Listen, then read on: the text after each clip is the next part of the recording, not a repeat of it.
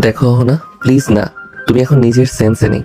যখন সেন্সে আসবে তখন আমাকে ঘৃণা করবে, ভীষণভাবে ঘৃণা করবে। প্লিজ এমনটা করো না। প্লিজ আরিয়ান, আমাকে আজকে আটকিও না please. I miss you, I need your support please. কিন্তু তুমি এখন তোমার সেন্সে নেই, এজন্য তুমি এমনটা বলছো। কিন্তু কাল সকালে যখন তোমার নেশা কেটে যাবে তখন তুমি আমাকে ভুল বুঝবে, আমাকে ঘৃণা করবে। আর আমি কখনো তোমার ঘৃণার পাত্র হয়ে বেঁচে থাকতে পারবো না। প্লিজ অহনা, আমাকে এভাবে তুমি ধ্বংস করতে দিও না। তুমি নিজে সংযত হও প্লিজ, লক্ষ্মীটি। চুপ, আর একটাও কথা না, আর একটা কথাও আমি শুনতে চাই না। আজকে তোমাকে আমার চাই, খুব করে চাই, এতটা চাই, এতটা গভীর করে চাই যেখান থেকে ফিরে আসা দুজনের জন্যই ভীষণ কষ্টকর। আমার এই কষ্টের থেকেও কষ্ট খুবই সীমিত। প্লিজ প্লিজ আরিয়ান, প্লিজ না করো না, আমি মরে যাবো আরিয়ান প্লিজ। হঠাৎ করে অহনার এমন করুণ গলা শুনে আরিয়ানের কি হলো বোঝা গেল না। সে হুট করে অহনার কাছে নিজেকে আত্মসমর্পণ করলো এবং অহনার একদম কাছে চলে গেল। আরিয়ান যখন অহনার একদম কাছে চলে এলো তখন অহনাও নিজের পাগলামো বন্ধ করে একদম শান্ত হয়ে গেল। অহনা আরিয়ানের গলা ধরে একদম নিজের কাছে নিয়ে আসে, এতটাই কাছে চলে আসে যে এখন আরিয়ানের গরম নিঃশ্বাস অহনার সমস্ত মুখে পড়ছিল। আর অহনা চোখ বন্ধ করে এই অনুভূতিটাকে নিজের মধ্যে নিয়ে নিচ্ছিল। আরিয়ান যখন অহনার দিকে লক্ষ্য করে দেখে অহনা চোখ বন্ধ করে অনুভূতিটাকে অনুভব করছে, তখন সে আর নিজেকে নিয়ন্ত্রণ করতে পারলো না। সে নিজের নিয়ন্ত্রণ হারিয়ে অহনার আরো কাছে চলে গেল এবং অহনার ঠোঁটের এক কোনায় নিজের ঠোঁট ছুঁয়ে দিল। অহনার সর্বাঙ্গ যেন কেঁপে উঠলো বিদ্যুতের মতো। এরপর অহনা আরিয়ানের শার্টের কলার ধরে নিজের একদম কাছে নিয়ে এলো, যেন আরিয়ানের ভেতরে সে মিশে যেতে চাইছে। আরিয়ান মুহূর্তটাকে অনুভব করলো, খুব করে অনুভব করলো। অহনা হালকা করে চোখ খুলে দেখে আরিয়ান খুব গভীরভাবে অহনার দিকেই তাকিয়ে আছে। অহনা আরিয়ানের দু চোখে নিজের ছুঁয়ে দিল। অহনা আরিয়ানের দু চোখে নিজের ঠোঁট ছুঁয়ে দিল। আরিয়ান আবেশে নিজের চোখ বন্ধ করে নেয়। এরপর অহনা আরিয়ানের শার্টের উপরে দুটো বোতাম খুলে আরিয়ানের উন্মুক্ত বুকের উপর নিজের ঠোঁট ছুঁয়ে দেয়। এতে আরিয়ানের পুরুষত্বের ধৈর্যের বাঁধ যেন ভেঙে যায়।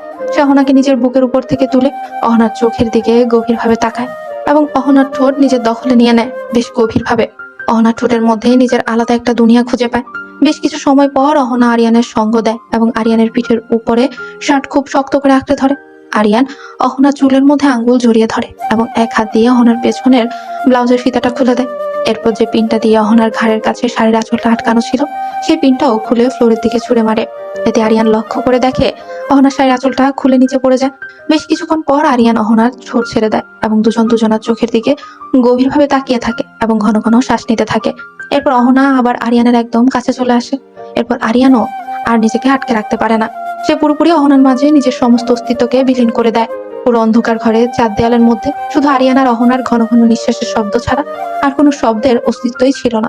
কিছু মুহূর্ত অতিবাহিত হওয়ার পরে আরিয়ান যখন বুঝলো অহনা হয়তো বা কষ্ট পাচ্ছে, কারণ অহনার চোখের কোণ দিয়ে পানি পড়ছিল, তখনই আরিয়ান অহনাকে ছেড়ে দিতে চাইলে অহনা আরো শক্ত করে আরিয়ানকে নিজের সাথে মিশিয়ে নেয়। কতটা সময় অতিবাহিত হয়েছে আরিয়ান জানে না। দেয়াল ঘড়িটার দিকে তাকিয়ে দেখে ভোর 4:30 বাজে। একবার অহনার দিকে তাকিয়ে দেখে অহনা তার উন্মুক্ত শরীরটা নিয়ে বাচ্চাদের মতো গুটিয়ে মেরে আরিয়ানের কোলের মধ্যেই শুয়ে আছে। আর আরিয়ান এক হাত দিয়ে তাকে নিজের সাথে ধরে অন্য হাত মাথার নিচ দিয়ে ছাদের দিকে তাকিয়ে ভাবতে থাকে। আমি জানি না অহনা, সকালে তোমার রিয়াকশন কেমন হবে, তুমি কি ভাববে, আমি কিছু জানি না। শুধু এটুকু জানি, তুমি প্লিজ আমাকে ভুল বুঝো না, প্লিজ আমাকে ছেড়ে যেও না, প্লিজ আমাকে ঘৃণা করো না। তোমার ঘৃণা নিয়ে আমি বাঁচতে পারবো না, মরে যাব, সত্যি বলছি। আরিয়ান একবার ঘুমন্ত অহনার দিকে তাকিয়ে দেখে অহনাকে আবারও নিজের সঙ্গে মিশিয়ে নিয়ে নিজেও ঘুমিয়ে পড়ে। সকালের আলো জানলার কাজ ভেদ করে ভেতরে এসে অহনার চোখে পড়তে অহনার ঘুমটা ভেঙে যায়। সে আর মোড়াতে উঠে বসে।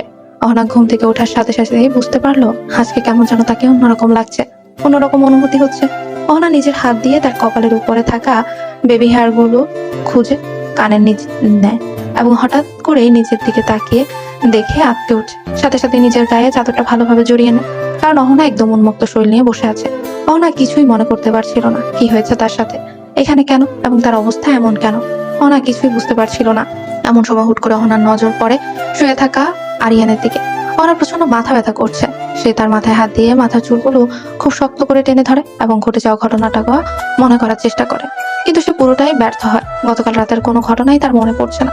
শুধু এটুকুই মনে আছে সে স্টেজে নিশান ও প্রীতিকে একসাথে ডান্স করতে দেখে ভীষণ রেগে যায় এবং সে রাগের বশেই তার পাশে থাকা একটা ওয়াইনের গ্লাস তুলে গ্লাসের মধ্যে থাকা সমস্ত ওয়াইনটা খেয়ে নেয়। এরপর ওয়েটারের কাছ থেকে বেশ কয়েক গ্লাস ওয়াইন অর্ডার দিয়ে সেগুলো চোখ বন্ধ করে এক নিঃশ্বাসে খেয়ে নেয়, কারণ অহনা এর আগে কখনোই ওয়াইন খায়নি। কিন্তু তার এতটাই জেদ চেপে ছিল মাথায় যে তার চেয়ে খেতে কষ্ট হচ্ছিল, কিন্তু তারপরেও সে পুরোটাই খেয়ে নিয়েছিল। এবং হঠাৎ করে অহনার মাথা ঘুরে ওঠে এবং পরবর্তীতে কি হয় তার কিছুই মনে পড়ছে না। অহনার মাথায় প্রচন্ড ব্যথা হচ্ছিল এবং ভীষণ কষ্ট হচ্ছিল, কিন্তু হঠাৎ করে অহনার খুব রাগ হতে থাকে এবং সে ধাক্কা দিয়ে আরিয়ানকে খাট থেকে ফেলে দেয়। হঠাৎ ধাক্কা খেয়ে তার সামলাতে না পেরে ঘুমন্ত আরিয়ান মেঝেতে পড়ে যায় এবং ভীষণ আঘাত পায় পায়ে হাতে। আরিয়ান ঠিক বুঝে উঠতে না পেরে তার সঙ্গে কি হয়েছে সে হঠাৎ করে এসে সামনে তাকায় এবং দেখে অগ্নিদৃষ্টিতে তাকিয়ে আছে তার দিকে অহনা। আরিয়ানের আর বুঝতে বাকি রইল না যে সে ভয়টা পাচ্ছিল ঠিক সেটাই হলো, অহনা তাকে ভুল বুঝেছে। অহনা দৌড়ে এসে আরিয়ানের সামনে বসে, আরিয়ানের গলা চেপে ধরে এবং রাগের বসে বলে ওঠে, জানোয়ার কোথাকার, তোর এত বড় সাহস, তুই আমার গায়ে হাত দিস? তুই কি করেছিস আমার সাথে? তুই কি করে পারলি আমার সাথে এমনটা করতে? তোকে তো আমি বিশ্বাস করেছিলাম, আর তুই তুই কি করলি? তুই আমার বিশ্বাসটা ভেঙে দিলি। এইভাবে দুনিয়ার সব ছেলেই সমান। আজকে তুই প্রমাণ করে দিলি, দেহ পেলে পৃথিবীর সব ছেলেরাই শিয়ালের মতো ঝাঁপিয়ে পড়ে। দেখো অহনা, তুমি আমাকে ভুল বুঝতেছো। তুমি যেমনটা ভাবতেছো। চুপ, একদম চুপ। আর একটা কথা বলবি না। তোকে আমি ভরসা করে কালকে সাথে নিয়ে এসেছিলাম, আর তুই কি করলি? তুই আমার ভরসাটা একদমই দুমড়ে মুচড়ে নষ্ট করে দিলি। তুই আমার অসহায়ত্বের সুযোগ নিয়ে আমার এত বড় ক্ষতি করে দিলি। তুই আমার ভরসাটা একদমই দুমড়ে মুচড়ে নষ্ট করে দিলি। তুই আমার অসহায়ত্বের সুযোগ নিয়ে আমার এত বড় ক্ষতি করে দিলি। ছি আরিয়ান, ছি। তোকে আমি জীবনেও ক্ষমা করতে পারবো না। তুই আজকে আমার যে সর্বনাশটা করলি তার জন্য আমি কখনোই তোকে ক্ষমা করবো না। অহনা, আমার কথাটা একবার শোনো। কি শুনবো তোর কথা আমি? কি শোনাবি? তুই তুই যা করার তা তো করেই ফেলেছিস। এখন আর কি শোনা বাকি রয়েছে? বিশ্বাস কর, তোর ওই চেহারা আমাকে আর কখনোই দেখাবি না। কখনোই আমার সামনে আর আসবি না। জানোয়ার কোথাকার একটা। অহনা নিজের গায়ে চাদরটা ভালো করে জড়িয়ে ওয়াশরুমে চলে যায়। আরিয়ানকে কোনো কথা বলার সুযোগই দিল না। এদিকে আরিয়ান অনেকবার তাকে বোঝানোর চেষ্টা করেছে, অনেকবার অহনার সঙ্গে কথা বলার চেষ্টা করেছে, কিন্তু অহনা আরিয়ানকে কোনো কথা বলার এই সুযোগ দেয়নি। সে সোজা ওয়াশরুমে গিয়ে দরজা বন্ধ করে শাওয়ার ছেড়ে দেয় আর শাওয়ারের নিচে বসে অঝোর ধারে কান্না করতে থাকে। এদিকে আরিয়ান কি করবে কিছুই বুঝে উঠতে পারছিল না। সে আগে থেকে জানতো যে অহনা এমন কিছুই করবে, কিন্তু অহনা যে এতটা করবে এটা আরিয়ান বুঝতে পারেনি। এবার আরিয়ানেরও ভীষণ খারাপ লাগতে থাকে। সে মনে মনে অনেক কষ্ট পায়। সে তো এমনটা চায়নি। অহনাই তো জোর করে আরিয়ানকেও চোখ দিয়ে পানি পড়তে শুরু করে। সে কি করবে কিছুই তো বুঝে উঠতে পারছিল না। কি করে অহনাকে বোঝাবে পরিস্থিতিটা? অহনা ঘন্টা কয়েক শাওয়ারের নিচে বসে থেকে হঠাৎ করে নিজের চোখের পানি মুছে উঠে দাঁড়ায়। তার চোখ মুখ একদম শক্ত ছিল। তাকে দেখে বোঝা যাচ্ছিল না যে সে এখন কি ভাবছে বা তার ভেতরে কি চলছে। সে এতবার ভেঙে পড়েছে, এতটাই ভেঙে পড়েছে যে নিজেকে সামলানোর ক্ষমতা তার নেই আর।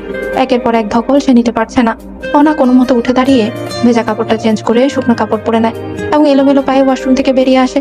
কোনো দিকে না তাকিয়ে সোজা বেরিয়ে যায়। আরিয়ান ব্যালকনিতে দাঁড়িয়ে সিগারেট টানছিল। এমন সময় হুট করে দরজা খোলার শব্দে পেছন ফিরে তাকিয়ে দেখে অহনা বেরিয়ে যাচ্ছে। আরিয়ান হাতে চলন্ত সিগারেটটা ফেলে পা দিয়ে পিষে দৌড়ে অহনাকে আটকানোর চেষ্টা করে, কিন্তু অহনা তার আগে বেরিয়ে গাড়ি নিয়ে চলে যায়। আরিয়ান দৌড়ে এসে অহনাকে ধরতে পারেনি। অহনা খুব জোরে গাড়ি চালিয়ে যাচ্ছে আর ভেতরে যেমন অশান্তি চলছিল, যে ঝড় চলছিল সে কোনোভাবেই মেনে নিতে পারছিল না। আর আরিয়ানের মধ্যে এখন অপরাধবোধ কাজ করছিল। সে মনে মনে ভাবছিল কেন সে গত রাতে অহনাকে আটকাতে পারলো না, কেন সে অন্যায়টাকে আটকাতে পারলো না। সে চাইলেও তো আটকাতে পারতো, কেন সে তাকে সঙ্গ দিল? সে তো জানতো অহনা নিজের সেন্সে ফিরে আসলে এমন কিছুই ঘটবে। আরিয়ান আর কিছুই ভাবতে পারছিল না। তাই আরিয়ান আর সেখানে দাঁড়িয়ে না থেকে দ্রুত রুমে গিয়ে ফ্রেশ হয়ে রেডি হয়ে বেরিয়ে পড়ে বাড়ির উদ্দেশ্যে অহনাকে খুঁজতে। কারণ অহনা যে পরিমাণ মানসিকভাবে বিধ্বস্ত হয়ে আছে, এখন সে যদি কোনো ভুল সিদ্ধান্ত নিয়ে নেয়, নিজের কোনো ক্ষতি করে ফেলে, তাহলে আরিয়ান নিজেকে কোনোদিনও ক্ষমা করতে পারবে না, কোনোদিনও না। আরিয়ান সোজা অহনাদের বাড়িতে আসে, কারণ আরিয়ান জানে এখন অহনা কোনোভাবেই আরিয়ানদের বাড়িতে যাবে না, গেলে নিজের বাড়িতেই যাবে। তাই সে আর সময় নষ্ট না করে সোজা চলে আসে ওদের বাড়িতে। আরিয়ান অহনাদের বাড়িতে এসে কলিং বেল দেয়। অনু দরজা খুলে দেয়। অনু হঠাৎ আরিয়ানকে দেখে এই সময় সন্ধিহান দৃষ্টিতে আরিয়ানের দিকে তাকায় এবং প্রশ্ন করে, আরে আরিয়ান, তুমি এখানে হঠাৎ? কোনো খবর না দিয়ে? কোনো সমস্যা? কিছু কি হয়েছে? তাছাড়া দেখলাম একটু আগে অহনা খুব হন্তদন্ত হয়ে কোথা থেকে যেন আসলো, এখন আবার তুমি আসছো। তোমাদের দুজনের মধ্যে সবকিছু ঠিকঠাক আছে তো? না মানে মনে হচ্ছিল অহনা খুব চিন্তিত, কোনো বিষয় নিয়ে ভীষণ অশান্ত সে। অনুর বলা কথাগুলো শুনে আরিয়ান এইটুকু বুঝতে পারে যে অহনা বাড়িতে চলে এসেছে। এতে সে একটা দীর্ঘ নিঃশ্বাস নেয় এবং অনুকে বলে, আরে না ভাবি, তেমন কিছু না। আসলে তোমার বোন আমার উপর রাগ করেছে তো, তাই রাগ করে বাড়িতে চলে এসেছে। তাই ভাবলাম অফিসে যাওয়ার আগে বউয়ের রাগ ভাঙিয়ে যাই, তাই তো চলে এলাম। এখন দেখছি এসেও ভুল করলাম। আগে যদি জানতাম যে আসার পরে এতগুলো প্রশ্নের সম্মুখীন হতে হবে, তাহলে হয়তো আসতামই না। আরিয়ানের কথা শুনে অনুর চোখ মুখ আরো কুঁচকে গেল এবং সেই বিষয়টা আরিয়ানের রক্ষা করে বুঝতে পারে যে বিষয়টা স্বাভাবিক করার জন্য এমন উদ্ভট কথা বললেও অনুর বুদ্ধিমান মস্তিষ্ক ঠিকই বুঝতে পারে যে কোনো না কোনো সমস্যা হয়েছে। তা না হলে আরিয়ানের মতো ছেলে এমন উদ্ভট কথা বলার মতো ছেলেই না। আরিয়ান চোরের মতো নিজের চোখ লুকানোর চেষ্টা করছিল। বিষয়টা অনু লক্ষ্য করে আর কিছু না বলে, কারণ সে নিজেও বুঝে গেছে যে তাদের স্বামী স্ত্রীর ব্যক্তিগত ব্যাপারে অনুর হস্তক্ষেপ করা ঠিক না। তাই সে দরজা ছেড়ে সাইড দিয়ে আরিয়ানকে ভেতরে আসতে বলে। আরিয়ান ভেতরে আসার অনুমতি পাওয়া মাত্র ভেতরে ঢুকে এবং অনুকে বলে, ভাবি, তোমার বোন কোথায় গেছে? দেখি এখন তার অভিমান ভাঙাতে পারি কিনা। তোমরা দুজনে আর বড় হবে না, তাই না? 2 দিন পর দুজনেই বাচ্চা কাচ্চার বাবা মা হবা, আর এখন নিজের বাচ্চাদের মতো করতেছো? তাহলে হবে বলো তো? তোমার ম্যাডাম তো এসেই নিজের ঘরে দরজা বন্ধ করে দিয়েছে। আল্লাহই জানে আজকে আবার কি লঙ্কাকাণ্ড গাঁথিয়ে দেয় বাড়িতে তোমাদের নিয়ে। বাবা, আমি আর পারি না, যা উপরে যাও। অনুর কথা শুনে আরিয়ান যেন নিজেকে বাঁচানোর জন্য সেখান থেকে পালাতে পারলে বাঁচে, তাই সে তড়িঘড়ি করে উপরের দিকে চলে যায়। উপরের দিকে এসে দেখে অহনার ঘরের দরজা ভেতর থেকে বন্ধ। আরিয়ান আস্তে করে কয়েকবার দরজায় ধাক্কা দেয়, কিন্তু ভেতর থেকে কোনো সারা শব্দ পাওয়া যাচ্ছিল না। এরপর খুব শান্তভাবে নরম গলায় বলে, অহনা, প্লিজ দরজা খোলো, প্লিজ লক্ষ্মীটি, আমাকে একবার এক্সপ্লেইন করার সুযোগ তো অন্তত দাও। তুমি আমাকে ভুল বুঝছো, প্লিজ অহনা। আরিয়ান অনেকক্ষণ দরজা ধাক্কাধাক্কি করার পরেও যখন ভেতর থেকে কোনো সাড়া আসছিল না, তখন আরিয়ান ভীষণ চিন্তিত হয়ে পড়ে। অহনার আগের বসে যেন আবার ভুলভাল কিছু না করে বসে, নিজের কোনো ক্ষতি না করে। আরিয়ানের এবার চিন্তায় ঘাম ছুটে যায়। সে এবার একটু জোরে অহনার ঘরের দরজা ধাক্কা দেয় এবং বলতে থাকে, দেখো অহনা, প্লিজ, এবার কিন্তু খুব বেশি বেশি হয়ে যাচ্ছে। আমার কিন্তু খুব ভয় করছে অহনা, প্লিজ দরজাটা খোলো। তুমি যদি এখন দরজাটা না খোলো তাহলে কিন্তু আমি দরজাটা ভেঙে ফেলতে বাধ্য হব। তখন কিন্তু তুমি আমার কোনো দোষ দিতে পারবে না। আমি তোমাকে সাবধান করিনি। প্লিজ লক্ষ্মীটি, কথা শোনো, দরজাটা খোলো, আমার কথাটা শোনো। একটা কথা, সেটা শুনে দরজা খুলো, তারপর আমি চলে যাব। প্লিজ অহনা, দেখো আমি 3 পর্যন্ত বলবো, এর মধ্যে যদি তুমি দরজাটা না খোলো তাহলে কিন্তু আমি দরজাটা ভেঙে ফেলবো। 1, 2, 3। আরিয়ান পরবর্তী কথাটা শেষ করার আগে হুট করে দরজাটা খুলে যায়। অহনা দরজা খুলে আরিয়ানের দিকে আরো ক্ষিপ্ত নজরে তাকায় এবং বলে, এই কি সমস্যা? তুই এভাবে বারবার আমাকে বিরক্ত কেন করছিস? একবার আমার ক্ষতি করে তোর স্বাদ মেটেনি, তাই না? আবার এসেছিস, কি চাই তোর? যা চাই সেটা তো তুই ছিনিয়েই নিয়েছিস। এখন আবার কেন আমাকে বারবার বিরক্ত করছিস? দেখ, তোকে আমি সাবধান করে দিচ্ছি, আমাকে বারবার বিরক্ত করবি না। আমার কিন্তু ভালো লাগছে না। এরপর আমি কি করব আমি নিজেই জানি না। দেখো অহনা, এবার কিন্তু তুমি একটু বেশি বেশি করছো। তুমি আমার কথা তো একবার শুনবে? তুমি আমার কোনো কথাই শুনছো না, বারবার তুমি আমাকে দোষারোপ করে যাচ্ছ। আচ্ছা ঠিক আছে, আমি মেনে নিচ্ছি আমি করেছি, আমি অন্যায় করেছি। আসলে আমি অন্যায় করিনি, কারণ নিজের স্ত্রীর সাথে ঘনিষ্ঠ হওয়া কোনো সময় অন্যায় কিছু হতে পারে না। আমি যা করেছি বেশ করেছি, আমার স্ত্রীর সাথে করেছি, এতে তোমার কোনো কথা বলার জায়গা নেই। আমি যা করেছি এটা ছিল আমার হক, আর আমার হক আমি বুঝে নিয়েছি। এতে আমি তোমাকে কোনো কৈফিয়ত দিতে পারবো না। কিসের স্বামী আর কিসের স্ত্রী? আমি তোকে নিজের স্বামী হিসেবে মেনে নিলাম। যে বিয়েটাই আমি মানি না, সেখানে তোকে নিজের স্বামী হিসেবে মেনে নেওয়া তো অনেক দূরের কথা। দেখ, তুই নিজেও জানিস আমাদের বিয়েটা কোনো পরিস্থিতিতে হয়েছিল। তাই প্লিজ আর কখনো নিজের স্বামীর হওয়ার অধিকার নিয়ে আমার সামনে আসবি না। ছি, আমার ভাবতেই অবাক লাগছে, তুই এতটা অন্যায় করার পরেও কিভাবে আমার সামনে দাঁড়িয়ে এত জোর গলায় কথা বলছিস? তোর কি লজ্জাবোধ নেই? তোর কি মান সম্মান নেই? তুমি কিন্তু এবার বেশি বাড়াবাড়ি করছো অহনা। দেখো, বিয়েটা যেভাবে হোক, বিয়েটা আমাদের হয়েছে। আর সব থেকে বড় কথা, আমাদের আইনি এবং ধর্মীয় দুইভাবে বিয়েটা হয়ে গিয়েছে। আর এখানে তোমার অস্বীকার করার কোনো জায়গা নেই যে তুমি বিয়েটা মানো না। আর তোমার মানা না মানাতে কিছু যায় আসে না। আমি মানি, এতেই হবে। আর আমি মানি জন্যই আমার স্ত্রীর কাছে আমি গিয়েছি। আর এর জন্য আমি সত্যি বিন্দু পরিমাণ অনুতপ্ত নই। যদিও আমার খারাপ লাগা ছিল, কারণ তুমি তখন সেন্সে ছিলে না। কিন্তু এখন তোমার কথাগুলো শুনে মনে হচ্ছে আমি ভুল বা অন্যায় কিছু করিনি। তোমার মতো মেয়েকে সোজা করতে হলে কিছু কিছু সময় অন্যায় পথ অবলম্বন করতে হয়। তোর মতো ছোট লোকদের কাছ থেকে এর থেকে বেশি আর কিছু আশা করা যায় না, বুঝলি? তোরা কোনো সময় বিশ্বাসের যোগ্য হতে পারিস না। কথায় আছে না, পায়ের জুতাকে মাথায় তুললে তখন তারা মাথায় উঠে আসতে শুরু করে। তোর অবস্থা হয়েছে ঠিক তাই। তুই আমার পরিবারের অসহায়ত্বের সুযোগ নিয়ে আমাকে বিয়ে করেছিস এবং সেটা সুযোগ নিয়ে তুই আমার বাড়িতে এন্ট্রি নিয়েছিস। আর এখন আমার অসহায়ত্বের সুযোগ নিয়ে তুই আমার সাথে অন্যায় করেছিস। এখন আবার বড় বড় কথা বলছিস? তোর মুখে এত বড় বড় কথা মানায় না। বিশ্বাস কর, ভাইকে আমার আপুর পেছনে লেলিয়ে দিয়ে আমার আপুর জীবনটা নষ্ট করেছিস। অহনার কথাগুলো শুনে আরিয়ানের যেন মাথায় আকাশ ভেঙে পড়ে। আরিয়ান জানে যে অহনার রেগে আছে। অভিমান করে আছে, তাই সে যা নয় তাই বলছে। কিন্তু তাই বলে তো আরিয়ান নিজের পরিবারের অপমান সহ্য করতে পারে না। অহনা কোনোভাবেই তার ভুলের জন্য তার পরিবারকে অসম্মানিত করতে পারে না। আরিয়ান ভীষণ কষ্ট পায় ভেতর ভেতর, এবং তার ভেতরে যেন সবটা ভেঙে চুরমার হয়ে যায়। এখন আরিয়ানের ঘেন্না হচ্ছে নিজের প্রতি, কারণ যে সন্তানের জন্য তার পরিবারকে ছোট হতে হয়, সে সন্তানের বেঁচে থাকার কোনো অধিকারই নেই। আরিয়ানের চোখ ঝাপসা হয়ে আসে।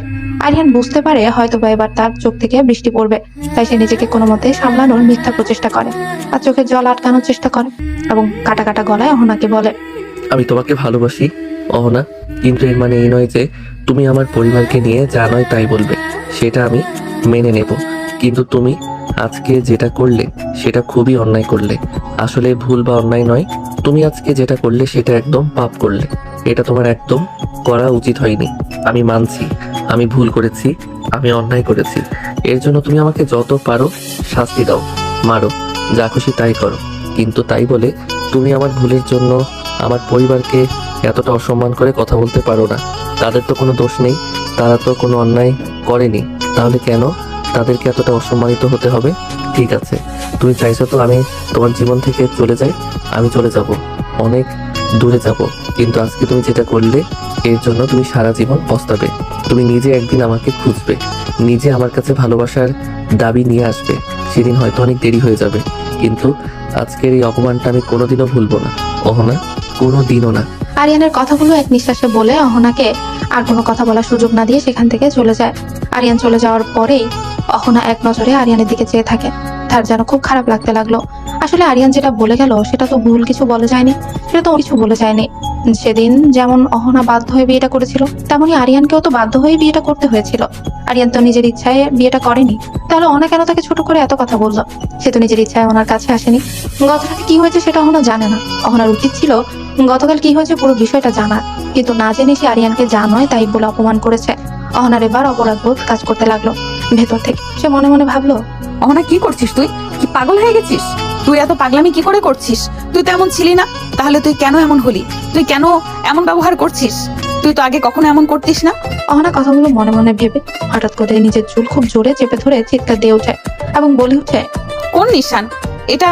কেন এমনটা করলে তুমি আমার সাথে? দেখেছো তুমি আমাকে কোথায় কোথায় থেকে নামিয়ে এনেছো, কি থেকে কি বানিয়ে দিয়েছো? আমি আস্তে আস্তে পাগল হয়ে যাচ্ছি নিশান। তুমি কেন এমনটা করলে? আমি কি এমন অন্যায় করেছিলাম? আমার কি এমন দোষ ছিল যার জন্য তুমি আমার সাথে এতটা অন্যায় করলে?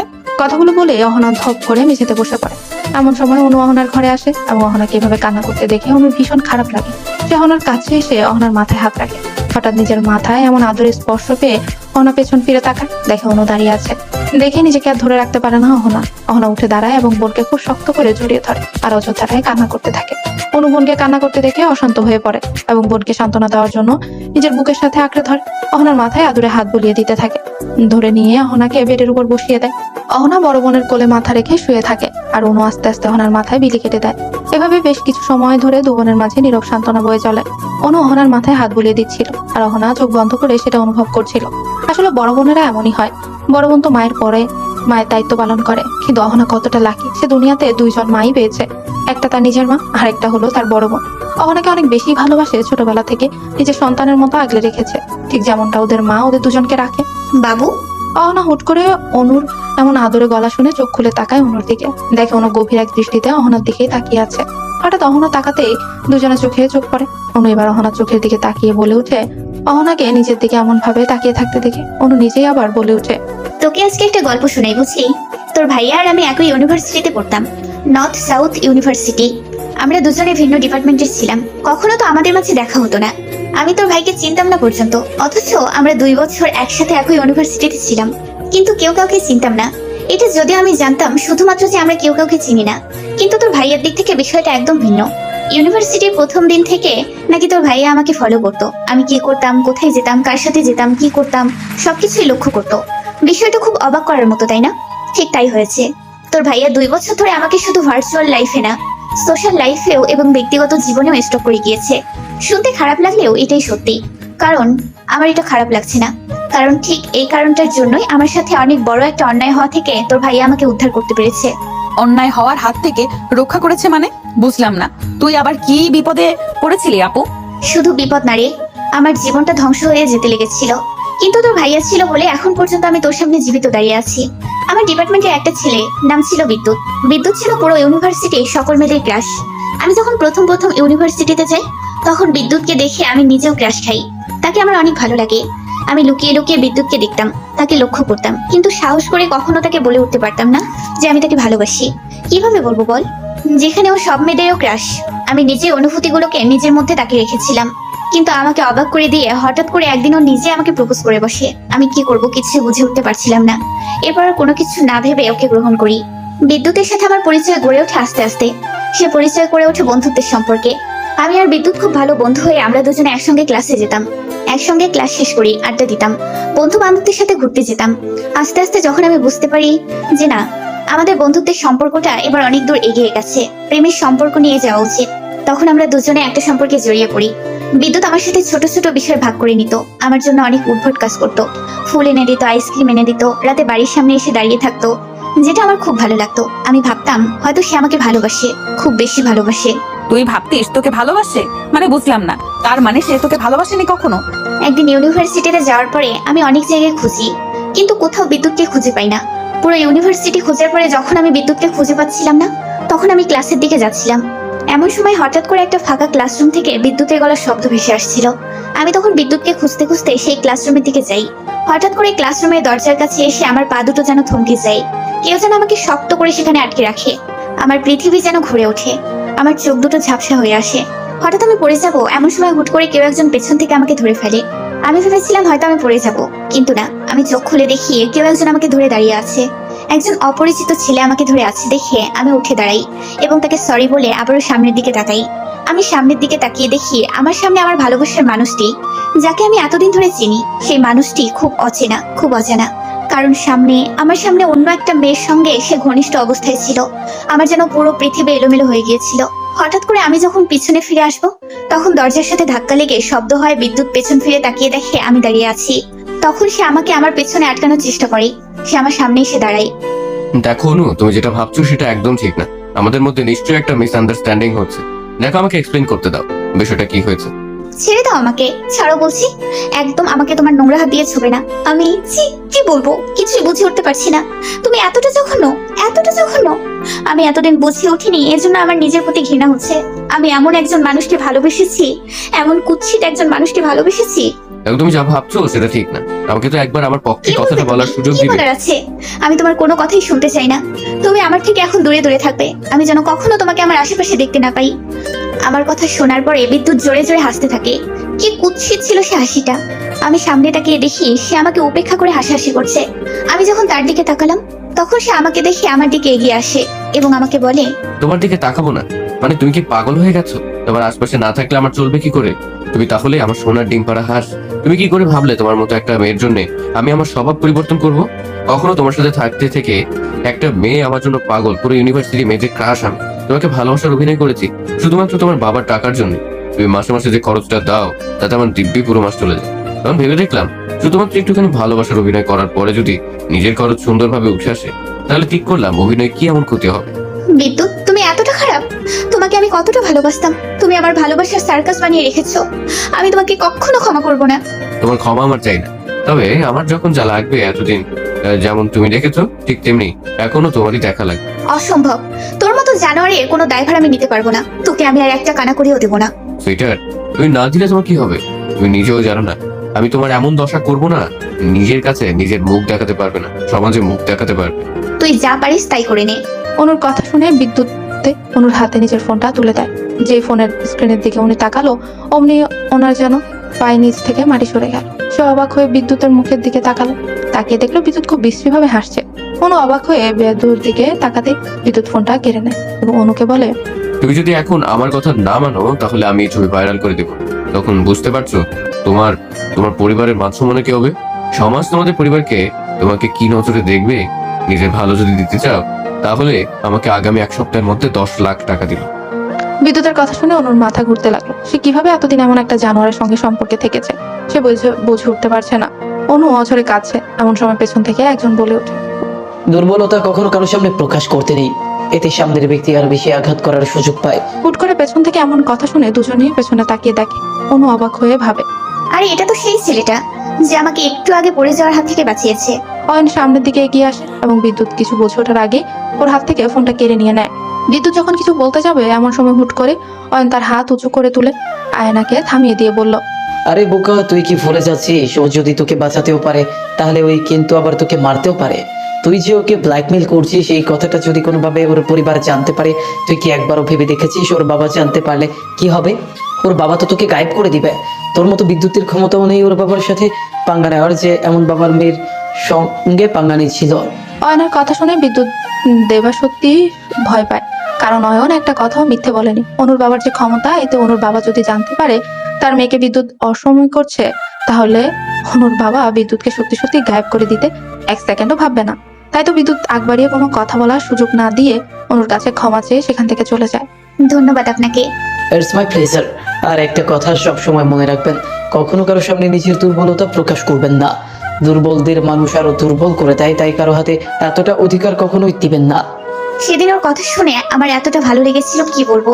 ও যাওয়ার আগে বিদ্যুতের ফোন আমার হাতে দিয়ে যায় এবং আমি সবকিছু নষ্ট করে দেই। এরপর থেকে বিদ্যুৎ আর কখনো আমাকে বিরক্ত করার সাহস পায় না। তুই জানিস সেদিনের সেই ছেলেটা কে ছিল? অনুর কথা শুনে অহনা অবাক চোখে অনুর দিকে তাকায় এবং জানতে আগ্রহ প্রকাশ করে সেদিনে সেই ছেলেটা কে ছিল, যেভাবে সাহসিকতার সাথে অনুকে বিদ্যুতের মতো খারাপ একটা ছেলের হাত থেকে রক্ষা করেছে। বোনের দিকে তাকিয়ে দেখে তার বোন উৎসাহ চোখে তার দিকে তাকিয়ে আছে। অনু তার বোনের চোখের ভাষা পড়ে বুঝতে পারে তার বোন এখন কি চাইছে, তাই অনু আর দেরি না করে বলতে শুরু করে।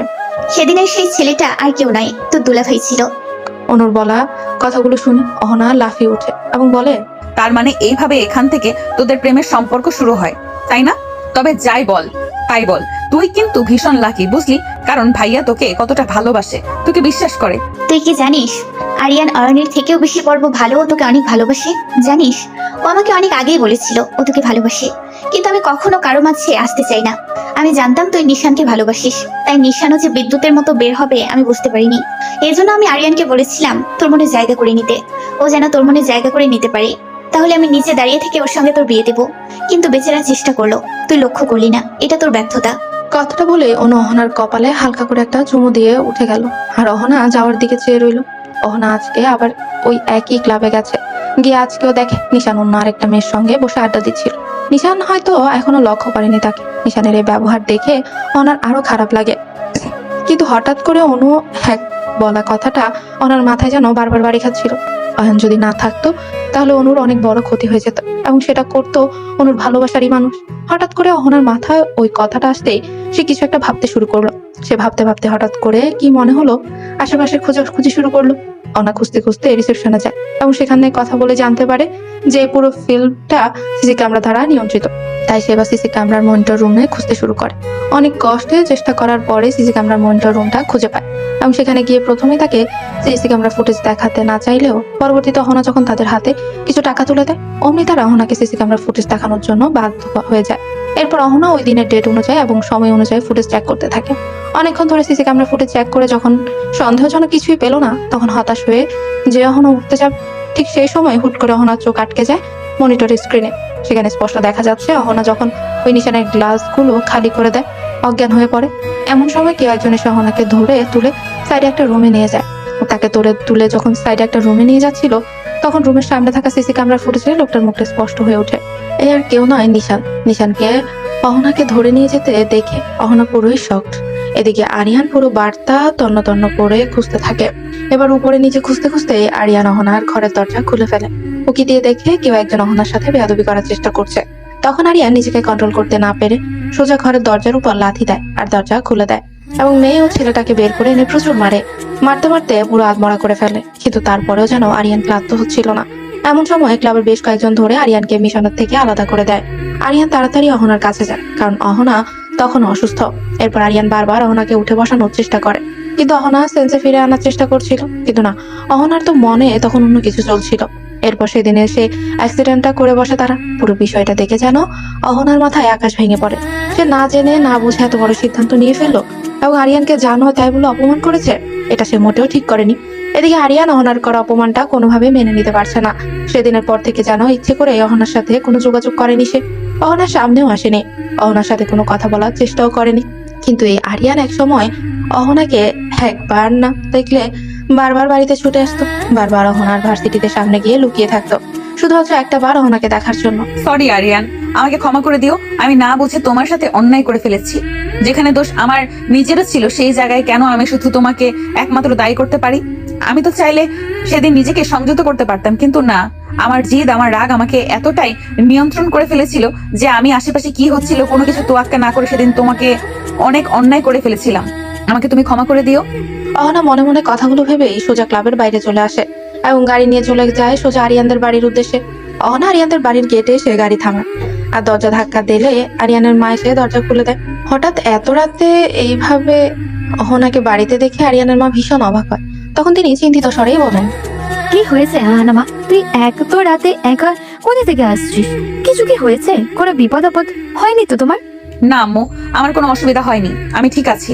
তার আগে বলো তো আরিয়ান কোথায়? কখন থেকে ওকে কল করছি, ও কল রিসিভ করছে না। ওকে বাড়িতে আসেনি এখনো? আরিয়ান তো বাড়িতে এসেছে, সে অনেকক্ষণ হলো। এসে নিজের ঘরে দরজা বন্ধ করে বসে আছে। কয়েকবার তাকে খাবার জন্য ডেকেছি, কিন্তু সে তো খাওয়ার জন্য নিচে আসলো না। কি হয়েছে কে জানে? ছেলেটা বেশ কয়েকদিন ধরেই চুপচাপ থাকে, কোনো কথা বলে না। কোনো কথা জিজ্ঞাসা করলে শুধু হো আর হ্যাঁ ছাড়া কোনো উত্তরও দেয় না। এরপর তুমিও তো আর বাড়িতে নেই যে তোমাকে বলবো ওকে জিজ্ঞাসা করার কথা। আচ্ছা মা, তোমাদের মধ্যে কি কোনো কিছু হয়েছে? কোনো ভুল বোঝাবুঝি বা কোনো ঝামেলা? না আম্মু, আমাদের মধ্যে সবকিছু ঠিকঠাক আছে, কোনো ঝামেলা হয়নি। আর আপু, সে ফিরে এসেছে নাকি এখনো ও বাড়িতেই আছে? না, অনু তো বললো কিছুদিন পরে আসবে। ও আচ্ছা, ঠিক আছে আম্মু, আমি ঘরে যাচ্ছি। কোনো দরকার হলে ডেকো, আসছি। কথাটা বলেই আরিয়ানের মায়ের কোনো কথা না শুনে সে ধীরে ধীরে ঘরের ভেতর চলে যায়। অহনাকে এভাবে অস্থির হয়ে ঘরের দিকে ছুটতে দেখে আরিয়ানের মা হেসে ফেলে এবং মনে মনে বলে, পাগল, সব নিজেদের মধ্যে নিজেরা কেউ কাউকে ছাড়া থাকতে পারে না, অথচ এত ঝামেলা করতে চায়। আশ্চর্য, এদের নিয়ে যে কি আমি করি। অহনা আর সময় নষ্ট না করে সোজা আরিয়ানের ঘরের দিকে যায়। অহনা আরিয়ানের ঘরে গিয়ে দেখে পুরো ঘর অন্ধকার, চারপাশে কেউ নেই। সারা ঘর থেকে যখন অহনা আরিয়ানকে খুঁজে পায় না, তখন সে আরিয়ানের ঘরের ব্যালকনির দিকে যায়। অহনা আরিয়ানের ঘরের ব্যালকনিতে গিয়ে দেখে আরিয়ান ব্যালকনিতে দাঁড়িয়ে আকাশের দিকে তাকিয়ে কিছু একটা ভাবছে। অহনা খুব আস্তে নীরবে ব্যালকনিতে প্রবেশ করে। এমন সময় হুট করে আরিয়ান বলে ওঠে, হঠাৎ করে এই অসভ্য জানোয়ারের ঘরে কি মনে করে? কথা শোনাচ্ছ? আরে, আপনাদের মতো বড় মাপের মানুষদেরকে আমাদের মতো ছোট মানুষরা কি কখনো কথা শোনাতে পারে? আমরা তো পারি শুধু সুযোগের ব্যবহার করতে, নিতে। আমরা তো খারাপ, অনেক খারাপ, জঘন্য খারাপ। তো এই জঘন্য খারাপের বাড়িতে এলেন, ভয় করলো না? এখন যদি আবার আপনার কোনো ক্ষতি করে বসে তখন? আরিয়ান দেখো, আমাদের মধ্যে একটা মিসআন্ডারস্ট্যান্ডিং হয়েছে। আমার উচিত ছিল তোমার কথাগুলো শোনা। আমি জানি আমি ভুল করেছি, কিন্তু তাই বলে তুমি আমাকে এভাবে কথা শোনাতে পারো না। ভুল তো তোমারও ছিল, তুমি তো চাইলেই নিজেকে নিয়ন্ত্রণ করতে পারতে। আমি না হয় নেশার ঘরে ছিলাম, তুমি তো ছিলে না। এখনো আমার দোষ খুঁজছো? আমি তো বলছি না যে আমি নির্দোষ। আসলে খারাপ মানুষ ওরা সবসময় দোষ করতে থাকে। দোষ না বললে খারাপ মানুষ আর কিসের খারাপ মানুষ বলুন? আমি কোনো দোষ খুঁজতেছি না, ভুল আমাদের দুজনেরই হয়েছে, তাই এর সমাধানও আমাদেরই করা উচিত। এই সমাধান করতে চান আপনি? আমার মনে হয় আমাদের আলাদা হয়ে যাওয়া উচিত। তুমি দেখো, আমাদের মধ্যে কোনো মিল নেই, না আছে চিন্তা ভাবনার মিল, না আছে অন্য কোনো মিল। একইভাবে এইভাবে এই সম্পর্কটাকে বয়ে নিয়ে বেড়াবো, যেটাকে জোর করে তোমার আর আমার মধ্যে বেঁধে দেওয়া হয়েছে। আই থিঙ্ক আমাদের ডিভোর্স নেওয়া উচিত। হঠাৎ করে অহনার মুখ থেকে বিচ্ছেদের কথা শুনে আরিয়ানের ভেতরটা যেন কেঁপে উঠলো। আরিয়ানের পুরো মাথার মধ্যে যেন চক্কর দিয়ে উঠলো, চোখটা কেমন যেন ঝাপসা হয়ে আসলো। হঠাৎ করে আরিয়ানের পা দেখে যেন কেঁপে উঠলো। আরিয়ানের এমন অবস্থা, এমন অস্বাভাবিক অবস্থা দেখে অহনা যখন আরিয়ানের দিকে এগিয়ে গেল, তখনই আরিয়ান হাত উঁচু করে অহনাকে থামিয়ে দেয়, তার কাছে আসতে বারণ করে। আরিয়ান তখন অহনার দিকে কেমন অদ্ভুত করুণ নজরে তাকায়। আরিয়ানের সেই দৃষ্টি দেখে অহনার ভেতরটা কেঁপে ওঠে এবং অহনা আরিয়ানকে উদ্দেশ্য করে বলে, আমাকে ক্ষমা করো আরিয়ান, আমি চেষ্টা করলেও হয়তো দ্বিতীয়বার আর ভালোবাসতে পারবো না, দ্বিতীয়বার কাউকে কাছের করতে পারবো না, কারণ মায়ের কাছে হাঁটতে পারবো না। আমি নিজেকে আর কারোর সুতোয় বাঁধতে চাই না, আমাকে তুমি পারলে ক্ষমা করে দিও। আমি আপনাকে ক্ষমা করার কে বলুন? আর আমি জানি আপনার কোনো দোষ নেই, আপনার ক্ষমা চাইতে হবে না। খারাপ মানুষদের কেউ কখনো ভালোবাসতে পারে না, আর কেউ নিজের সঙ্গে জড়িয়ে রাখতে চায় না। ঠিক আছে, আপনি যখন ডিভোর্স চাইছেন তখন তাই হবে। ব্যাপারটা পাঠিয়ে দেবেন, আমি সাইন করে দিব। কিন্তু হ্যাঁ, তার আগে আপনাকে আমাকে একটা কথা দিতে হবে। যতদিন না পর্যন্ত আমাদের ডিভোর্স হচ্ছে ততদিন আপনাকে আমার বাড়িতে লক্ষ্মী মেয়ের মতো আমার বউ হয়ে থাকতে হবে। কেউ যেন কোনোভাবে জানতে না পারে যে আপনার আর আমার মধ্যে কোনো সমস্যা আছে। যতদিন না আমরা আলাদা হয়ে তাদেরকে কষ্ট দিচ্ছি, ততদিন আমরা আমাদের পরিবারকে আর কোনো কষ্ট দিতে চাই না। আমি আপনার কাছে এক্সপেক্ট করব আপনি আমার কথাটা রাখবেন। শেষ কথা হলেও রাখবেন। অহনা আরিয়ানের কথাগুলো শুনে থমকে যায়। আরিয়ান যে এমন সময় এমন কথা বলবে কখনো সেটা ভাবেনি অহনা। আরিয়ান অহনাকে আর কোনো কথা বলতে না দিয়ে সে ব্যালকনি থেকে বেরিয়ে যায়। আরিয়ান চলে যেতেই অহনা ব্যালকনির গ্রিল ধরে আকাশের দিকে তাকিয়ে ভাবতে থাকে তার অতীতের কিছু কালো অধ্যায়। অহনা যখন অনার্স ফার্স্ট ইয়ারে তখন তার পরিচয় হয় তাদের ক্যাম্পাসের সিনিয়র নিশান নামের একটা ছেলের সঙ্গে। তাদের পরিচয়টা ছিল খুব সাধারণ, কিন্তু এই সাধারণ পরিচয় ধীরে ধীরে অহনা এবং নিশানের মধ্যে খুব ভালো একটা বন্ধুত্ব করে তোলে। তারা দুজন একসঙ্গে ভার্সিটি যেত, একসাথে ফিরে আসতো, ক্যাফেতে বসে কফি খেতে খেতে আড্ডা দিত। নিশান অহনার অ্যাসাইনমেন্টও করে দিত, কোথাও কোনো টপিকস আটকে গেলে সেটা খুব সুন্দর করে বুঝিয়েও দিত। তারা দুজন একসঙ্গে বসে লাইব্রেরিতে বইও পড়তো। ধীরে ধীরে তাদের বন্ধুত্বের বন্ডিংটা এতই ঘন হয়ে যায় যে একটা সময় তারা দুজনেই অনুভব করে যে তাদের সম্পর্কটা বন্ধুত্ব পেরিয়ে অনেকটা দূরে এগিয়ে গেছে। হুট করে নিশান একদিন অহনাকে প্রপোজ করে বসে। অহনা প্রথমে কি রিয়াকশন দিবে বুঝে উঠতে পারছিল না, তাই সে নিশানের থেকে সময় নেয়। কিন্তু নিশান মন খারাপ করে অভিমান করে কয়েকদিন অহনার সঙ্গে দেখাও করে না, কথাও বলে না। যেটা অহনা বুঝতে পারে সেই সাথে খুব মিস করছে, খুব গভীরভাবে মিস করছে। তখন সে ফিল করে যে নিশান ছাড়া তা চলবে না, সে নিশানকে ভালোবেসে ফেলেছে। তার ভালো থাকার জন্য নিশানকে তার প্রয়োজন। এরপর অহনা নিশানকে খুঁজতে থাকে। দুদিন নিশানের জন্য ক্যাম্পাসে অপেক্ষাও করে। তৃতীয় দিনের দিন হুট করে নিশান ক্যাম্পাসে আসলে অহনা দৌড়ে গিয়ে নিশানকে জড়িয়ে ধরে এবং বলে, তুমি আমাকে ছেড়ে কেন গিয়েছিলে নিশান? আমি তো তোমার থেকে সময় চেয়েছিলাম, হুট করে তুমি আমাকে প্রপোজ করে দিলে। আমি কি করব বুঝে উঠতে পারিনি, তাই তোমার থেকে সময় চেয়েছিলাম, কিন্তু তুমি একেবারে গায়েব হয়ে যাবে আমি কোনোভাবেই বুঝতে পারিনি। আমি যদি জানতাম তোমার অভিমানটা এত বেড়ে যাবে তাহলে আমি কখনোই তোমাকে ফিরিয়ে দিতাম না। আমাকে ক্ষমা করে দিও নিশান, আর আমি তোমাকে ভালোবাসি, অনেক বেশি ভালোবাসি। আমার তোমাকে চাই, খুব করে চাই। আরে অহনা, তুমি এভাবে কান্না করছো কিসের জন্য? আমি তো আছি, আমি কোথাও যাইনি। দেখো, আমি তোমার কাছেই আছি। আমি জানি তুমি আমাকে ভালোবাসো। আসলে আমি এতদিন ক্যাম্পাসে আসতে পারিনি, তার কারণ হলো আমার আম্মু অসুস্থ হয়ে পড়েছিল, এই জন্য তাকে নিয়ে একটু ব্যস্ত ছিলাম, এই জন্য আমি আসতে পারিনি। প্লিজ তুমি কান্না করো না, আরে কান্না থামাও। এভাবে অহনা নিশানের সম্পর্কে খুব সাধারণভাবে সামনের দিকে এগোতে থাকে। তারা একসঙ্গে অনেকটা সময় কাটায়, অনেক জায়গায় ঘুরতে যায়, হাতে হাত ধরে হাঁটে। তারা দুজনেই একসাথে বৃষ্টি বিলাস করে, এক কাপ চা শেয়ার করে খায়।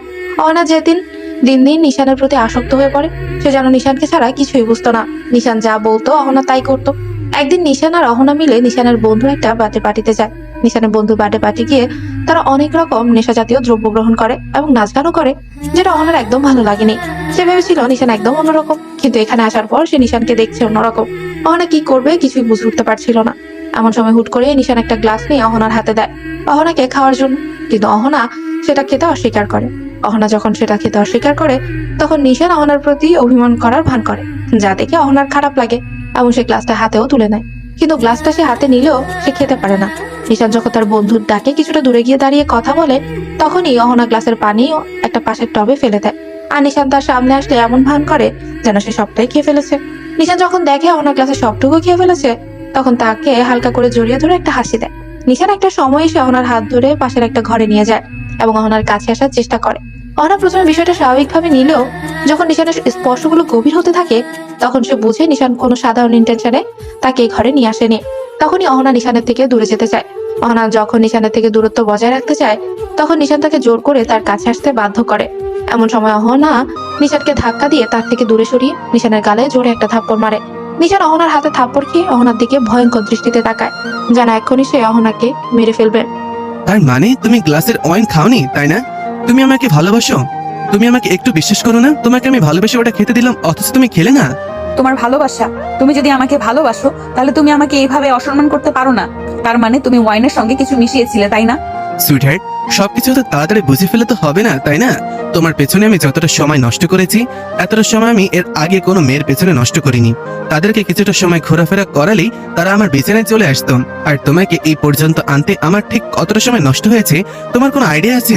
আর তুমি ভাবলে কিভাবে তোমাকে আমি এইভাবেই যেতে দেবো? অসম্ভব, কখনোই না। নিশানের কথা শুনে অহনার যেন পুরো মাথা ঘুরে ওঠে। নিশান কি বলছে এগুলো? তার মানে নিশান তাকে কখনোই ভালোবাসেনি, এতদিন তার সাথে ভালোবাসার অভিনয় করেছে এবং তাকে ফাঁসিয়ে তার ক্ষতি করার জন্য নিশান এখানে তাকে নিয়ে এসেছে। এখন অহনা কি করবে, কিভাবে এখান থেকে বেরোবে? কারণ এখানে যারা আছে সকলেই নিশানের বন্ধু বান্ধব, এখান থেকে সহজে বের হতে এটা সে খুব ভালোভাবে বুঝতে পারে। অহনা তো এখন কি বলবে বা কি করবে কিছুই বুঝে উঠতে পারছিল না। তার যেন মাথায় কাজ করা বন্ধ করে দিয়েছিল। এখন সে কারো কাছে সাহায্য চাইবে কি? কে তাকে সাহায্য করবে? যখন ভয়ে অহনা জড়সড় হয়ে যায় ঠিক সেই সময় যেন একটা ভেবে সে তার ফোন বের করে একটা নাম্বারে SMS করে হেল্প মি লিখে। এখন এখন সে নিজেও জানে না সে কোন নম্বর লিখেছে। এমন সময় হুট করে নিশান থাবা মেরে অহনার হাত থেকে ফোনটা কেড়ে নেয় এবং ফ্লোরে আছাড় মারে। অহনার ফোন ভেঙে চুরমার হয়ে যায়। অহনা এবার আরো ভয় পেয়ে যায়। এখন যদি নিশান বা তার বন্ধু বান্ধব অহনার সাথে খুব খারাপ কিছু করে, তারপরে অহনা তাদের আটকাতে পারবে না, কারণ অহনা এখানে একা, একদম একা। তাকে সাহায্য করার মতো কেউ নেই এখানে। এখন অহনার ভয়াবহ চেহারা দেখে নিশানের খুব বিশ্রী ভাবে একটা হাসি দিয়ে চলে আসে এবং জোর করে অহনাকে নিজের কাছে আনতে বাধ্য করে। ভীষণ জোরে যখন সে অহনাকে জবরদস্তি করছিল, এমন সময় অহনা চিৎকার দিয়ে ওঠে। চিৎকার দেওয়া দেখে নিশান আরো বিশ্রী ভাবে হাসে এবং বলে, চিৎকার করো শোনা, আরো জোরে চিৎকার করো, কারণ তোমার চিৎকার এই ঘরের বাইরে যাবে না। এই ঘরের বাইরে যে মিউজিকটা চলছে, এতে তোমার চিৎকার কেউ শুনবে না, বরং তোমার চিৎকারে আমার অনুভূতিগুলো আরো জোরালো হবে। নিশানের এই নোংরা কথাগুলো শুনে অহনার ভয় আরো বেড়ে যায়। সে কি করবে কিছুই বুঝে উঠতে পারছিল না। সে নিজেকে বাঁচানোর আপ্রাণ চেষ্টা করতে লাগে। এমন সময় হুট করে দরজাটা ভেঙে যায়। দরজা ভাঙা শব্দে অহনা ও নিশান দুজনেই চমকে দরজার দিকে তাকায়। অহনা দরজার দিকে তাকিয়ে মানুষটাকে দেখে পুরোই অবাক এবং মনে মনে খুশিও হয়। বাইরের অন্ধকার ঠেলে ভেতরে প্রবেশ করে আরিয়ান। অহনা আরিয়ানকে দেখে অবাক হলেও তার মুখে প্রকাশ করে না, কারণ তার অবাক হওয়ার সময় নয় এখন। তার এখান থেকে বেঁচে বেরিয়ে যাওয়া বেশি প্রয়োজন। আরিয়ান ঘরের ভেতরে এসে দাঁড়াতেই অহনা দৌড়ে আরিয়ানের পেছনে গিয়ে লুকায়। এমন সময় নিশান বলে ওঠে, কি হলো জান, তুমি এইভাবে পালিয়ে যাচ্ছ কেন? তুমি না আমাকে ভালোবাসো? তার পরীক্ষা দিতে হবে না? আমিও তোমাকে অনেক ভালোবাসি, প্লিজ এভাবে পালিও না, আরো কাছে এসো আমার। নিশানের এমন কথা শুনে অহনা পেছন থেকে আরিয়ানের শার্ট খামচে ধরে। আরিয়ান বুঝতে পারে অহনা ভয় পাচ্ছে। তখন সে একবার অহনার দিকে তাকায় এবং একবার নিশানের দিকে তাকায়। আরিয়ানের চোখ দিয়ে যেন আগুন বের হচ্ছিল। মনে হয় এক্ষুনি সে নিশানকে ধ্বংস করে ফেলবে।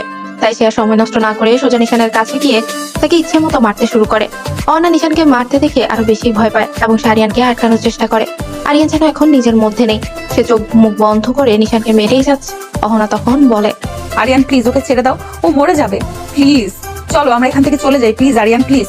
অহনার এমন কাতর গলা শুনে আরিয়ান একবার অহনার দিকে তাকায়, আর একবার রাগ ভরা চোখে নিশানের দিকে। তারপর সে অহনাকে নিয়ে সেখান থেকে বেরিয়ে আসে। অহনা আর আরিয়ান রাস্তা দিয়ে পাশাপাশি হাঁটছিল। এমন সময় অহনা হুট করে বলে, তুমি কিভাবে বুঝলে আমি বিপদে আছি, এখন আমার সাহায্যের প্রয়োজন? তোমার ফোন থেকে আমার ফোনে একটা SMS আসে, সেখানে লেখা ছিল হেল্প মি। সেটা দেখে আমার ভীষণ অদ্ভুত লাগে। আমি SMSটা কোথা থেকে করা হয়েছে তার লোকেশন ট্র্যাক করি। লোকেশন ট্র্যাক করে জানতে পারি এটা তো আমাদের কোনো রিলেটিভের বাড়ি না। তাহলে তুমি কোথায়? তার মানে নিশ্চয়ই তুমি কোনো না কোনো বিপদে আছো। তাই আমি আর সময় নষ্ট না করে সেই লোকেশনে চলে আসি। এসে আমি যা দেখি তাতে তো আমারই ভয়, পুরো শরীরের লোম দাঁড়িয়ে যায়। আমি যদি আসতে আর কয়েক মিনিট দেরি করতাম তাহলে তোমার ঠিক কত বড় ক্ষতি হয়ে যেত। তোমার কোনো আইডিয়া আছে? তুমি এখানে কি করছো? এখানে কেন এসেছো? এরপর অহনা একে একে সব কথা আরিয়ানকে খুলে বলে। আরিয়ান যখন জানতে পারে অহনা অন্য কাউকে ভালোবাসে, তখন সে আর নিজেকে ঠিক রাখতে পারে না। ভেতর থেকে যেন ভেঙে যায়। সে অহনার আড়ালে চোখের পানি মুছে দেয় এবং অহনাকে কোনো মতে তার বাড়ি পৌঁছে দিয়ে চলে যায়। সেদিনের পর থেকে নিশান অনেকবার অহনার সাথে কথা বলার চেষ্টা করেছে। অহনা নিশানের কোনো কথাই শুনেনি। নিশান অনেকবার অহনার কাছে ক্ষমাও চেয়েছে, কিন্তু অহনা তার কোনো কথা না শুনে বারবার তাকে উপেক্ষা করেছে। কিন্তু অহনা মনে মনে ভীষণ কষ্ট পায়। সে যাকে এতটাই ভালোবাসলো, যাকে এতটাই বিশ্বাস করলো, সেই মানুষটা কিভাবে তার বিশ্বাস নিয়ে খেলতে পারলো, কিভাবে তাকে এতটা কষ্ট দিতে পারলো? সে তো নিশানকে মন থেকে ভালোবাসতো। এখন সে নিশানকে ছাড়া কিভাবে থাকবে? কিভাবে পারলো সেই মানুষটা তার বিশ্বাস নিয়ে খেলতে? কিভাবে তাকে এতটা কষ্ট দিতে পারলো? সে তো নিশানকে মন থেকে ভালোবাসতো। এখন সে নিশানকে ছাড়া কিভাবে থাকবে? নিশানকে ছাড়া থাকা তার পক্ষে অসম্ভব। অহনা অনেক চেষ্টা করেছে নিশানকে ভুলে থাকা, কিন্তু সে কোনোভাবেই পারছিল না। অহনার বাড়ির লোক যখন লক্ষ্য করে অহনা কোনো বিষয় নিয়ে খুব চিন্তিত, অহনা খাওয়া দাওয়া করে না ঠিক মতো, কারোর সঙ্গে ঠিক মতো কথা বলে না, আর নিজেকে ঘরবন্দি রাখে, তারা তখন খুব চিন্তিত হয়। অহনার মা বাবা অহনার বন্ধু বান্ধবের সাথে কথা বলে জানতে চায় কি হয়েছে। অহনার বেস্ট ফ্রেন্ড নিতু তখন অহনার অতীত সম্পর্কে সবকিছুই বলে দেয়। সবকিছু জানার পর অহনার মা বাবা অনেক রেগে যায়।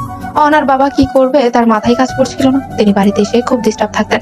অহনার মা যখন তাকে বোঝাতেন, তখনই অহনার বাবা বলে, আমার আগে বোঝা উচিত ছিল যে মেয়ে বড় হয়েছে, মেয়েকে এখন বিয়ে দিতে হবে। কিন্তু আমি অনেক ভুল করে ফেলেছি, মেয়েকে অনেক স্বাধীনতা দিয়ে ফেলেছি। কিন্তু আর না, আমি আর এই ভুল করব না। তাহলে কি করবে তুমি? আমাদের কি বা করার আছে? আমরা তো শুধু মেয়েকে সাবধান করতে পারি, তার উপরে চাপিয়ে দিতে পারি না। হ্যাঁ, এটা যেমন ঠিক আমরা কিছুই মেয়ের ওপর চাপিয়ে দিতে পারি না, কারণ মেয়ে বড় হয়েছে। ঠিক তেমনি সন্তান যত বড়ই হোক না কেন, সন্তান যখন কোনো ভুল করে তখন বাবা মা হিসেবে আমাদের দায়িত্ব তাকে সঠিক পথে আনা এবং তার ভবিষ্যৎটা আরো উজ্জ্বল করা। কি ভাবছো তুমি? কি করতে চাও? অহনার বাবা অহনার মাকে বলে, তুমি অনু আর তার পুরো পরিবারকে এক্ষুনি এখানে আসতে বলো। এখন অহনার মা অহনার বাবার কথা শুনে অবাক হয়, কিন্তু তারপরেও তিনি অনুকে ফোন দিয়ে তার পুরো পরিবারকে নিয়ে এখানে আসতে বলেন। অনু তার শ্বশুরবাড়ির সবাইকে নিয়ে মা বাবার কথা মতো বাড়িতে আসে।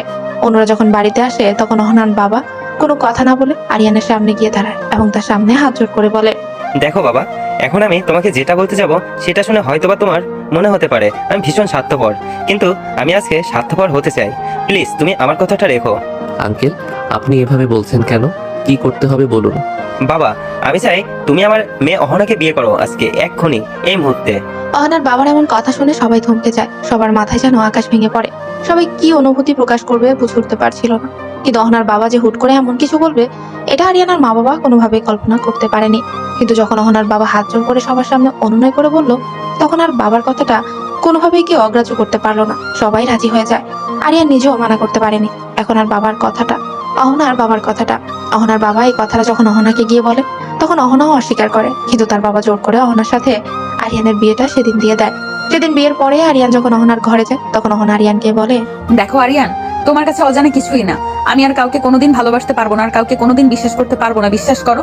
তাই তুমি আর কখনো আমার কাছে নিজের স্বামী হওয়ার অধিকার নিয়ে এসো না, কারণ আমি কখনো তোমাকে নিজের স্বামী হিসেবে মেনে নিতে পারবো না, কারণ আমি তো তোমাকে নিজের মনে কখনো জায়গা দিতে পারবো না। আরিয়ান অহনার কথাগুলো শুনে কি বলবে বুঝে উঠতে পারছিল না, কিন্তু তারপরও সে তার আর অহনাকে জোর করতে পারে না। তাই সে চুপচাপ সেদিন সবটাই মেনে নেয়। এরপর অহনাকে আরিয়ানদের বাড়িতে নিয়ে আসা হয়। অহনা দুদিন আরিয়ানদের বাড়িতে থাকার পর সে জেদ করে সে আর এই বাড়িতে থাকবে না এবং সে নিজের বাড়িতে থাকবে। ঠিক তাই হয়। আরিয়ানও কোনো কথাই অহনা শোনে না। সে জোর করে তার মা বাবার সাথে বাড়িতে চলে যায়। অহনা নিজের বাড়ি থেকে পড়াশোনা শেষ করতে থাকে। আরিয়ান ছোটখাটো একটা কোম্পানিতে চাকরি করে আর পাশাপাশি পড়াশোনা। আরিয়ান অহনার থেকে বয়সে ছোট হলেও জ্ঞান বুদ্ধিতে অহনার থেকে অনেকটাই এগিয়ে। সে অহনাদের বাড়িতে মাঝে মাঝে যেত অহনার রাগ ভাঙাতে এবং অহনাকে নিজের বাড়িতে ফিরিয়ে আনতে, কিন্তু বারবার আরিয়ানকে ফিরিয়ে দিয়েছে। আরিয়ান যখন অহনাদের বাড়িতে যেত তখন অহনা আরিয়ানকে প্রচুর অপমান করতো, কারণ সে আরিয়ানকে বারবার ফিরিয়ে দেওয়ার পরেও কেন আরিয়ান বারবার তার কাছে যায়। একদিন অহনা রাগ করে সারা রাত বৃষ্টিতে ভিজেছে। সেদিন প্রচুর ঝড় বৃষ্টি হচ্ছিল এবং সেই ঝড় বৃষ্টিতে সারা রাত অহনা নিজেকে কষ্ট দেওয়ার জন্য ছাদের উপর দাঁড়িয়ে থাকে। সারা রাত বৃষ্টিতে ভেজার ফলে অহনার প্রচুর জ্বর আসে শরীরে। অহনার এমন অবস্থা দেখে তার মা বাবাও বেশ ভয় পেয়ে যায়। তারা আরিয়ানকে খবর দেয়। আরিয়ান এসে দেখে অহনার সমস্ত শরীর জ্বরে পুড়ে যাচ্ছে। তাই সে কোনো কুল কিনারা না পেয়ে অহনাকে নিয়ে ডাক্তারের কাছে যায়। ডাক্তারের কাছে যেতে ডাক্তারও ভীষণ রাগ করে অহনার এই অবস্থা দেখে।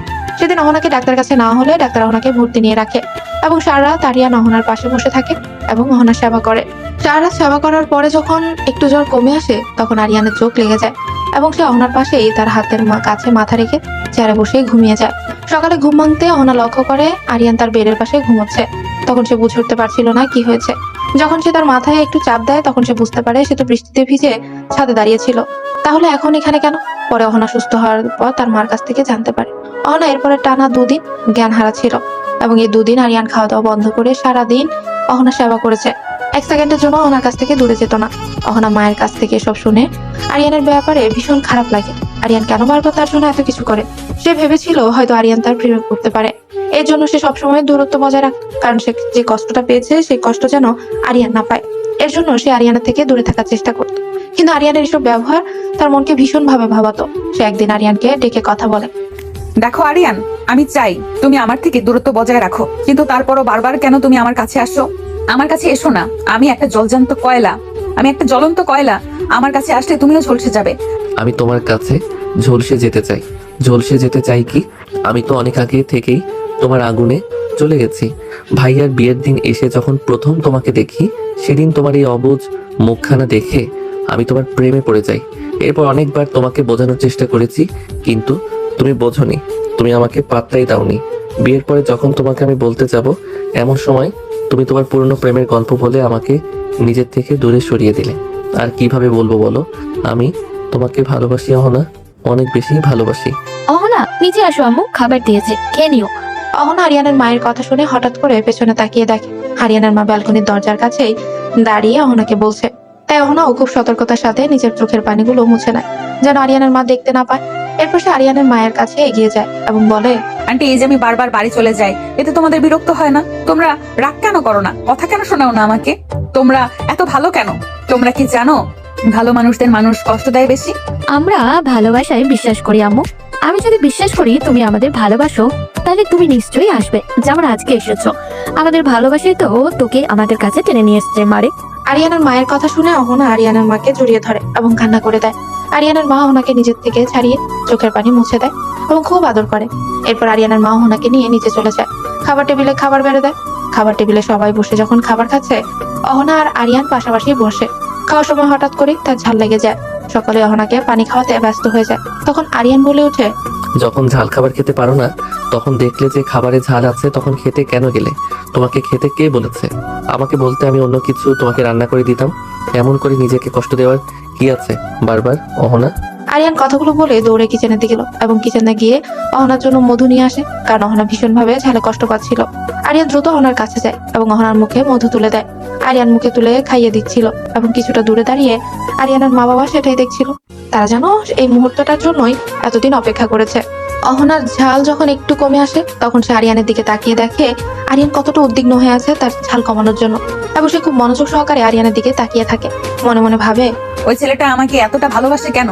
আমি তো কখনো তাকে তার ভালোবাসার যোগ্য মর্যাদা দিতে পারিনি। তারপরও কেন আমাকে এতটা ভালোবাসে? সে কি বুঝতে পারে না যে ভালোবাসা কষ্টের? ভালোবাসা শুধু কষ্ট দেয়। ভালোবাসা ভালোবাসার মানুষকে ধ্বংস করে দেয়। কিন্তু আমি যে তার ধ্বংসের কারণ হতে চাই না, সে কি বুঝতে পারে না?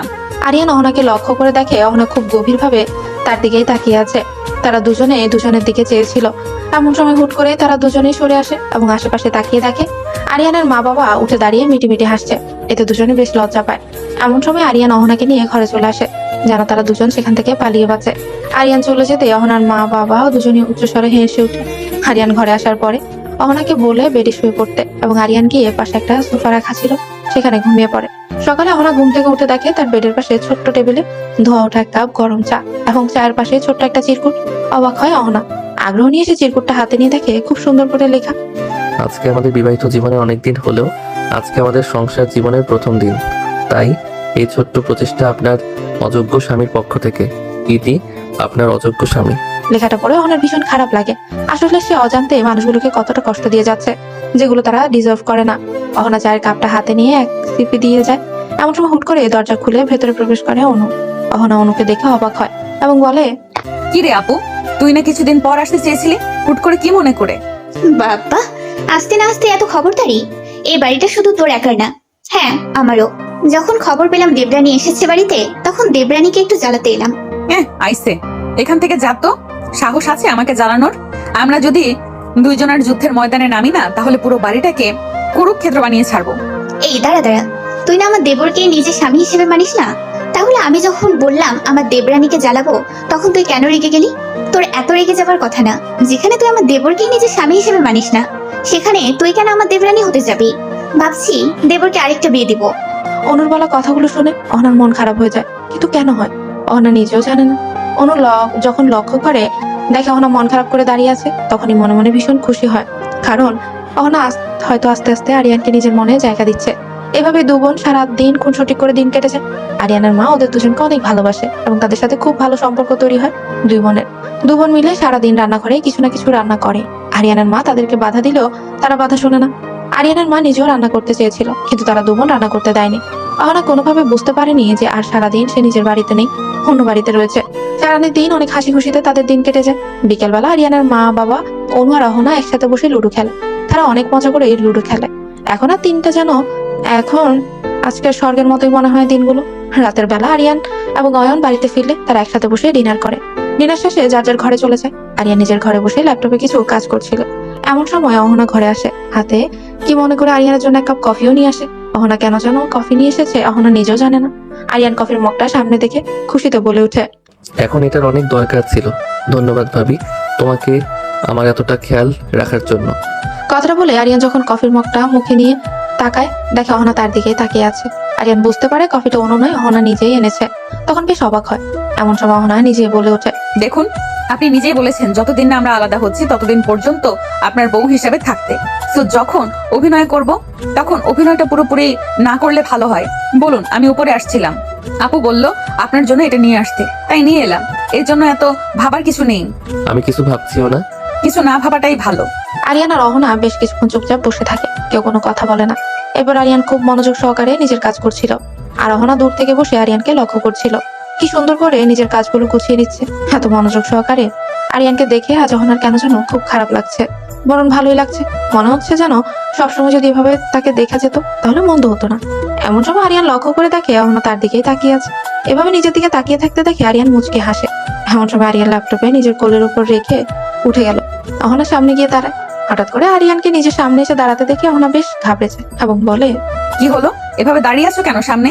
তুই না বললে যখন অভিনয় করতে হয় তখন প্রপার অভিনয় করতে হয়? তাহলে চলো। কোথায় যাব?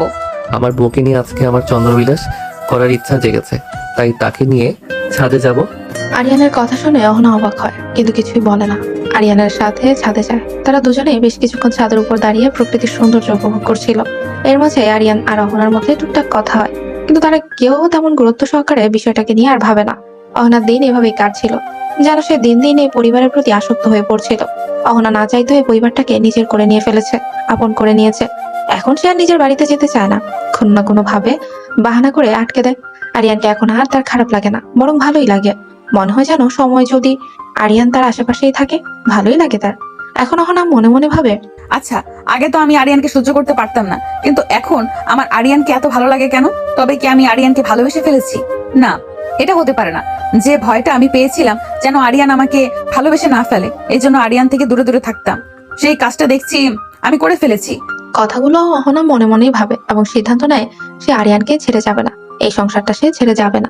সে আরিয়ানের সাথেই থাকতে চায়, তাকে নিজের করে নিতে চায়। সে এই সংসারে অংশ হিসেবেই থাকতে চায়, সে এই পরিবারটার অংশ হয়ে থাকতে চায়।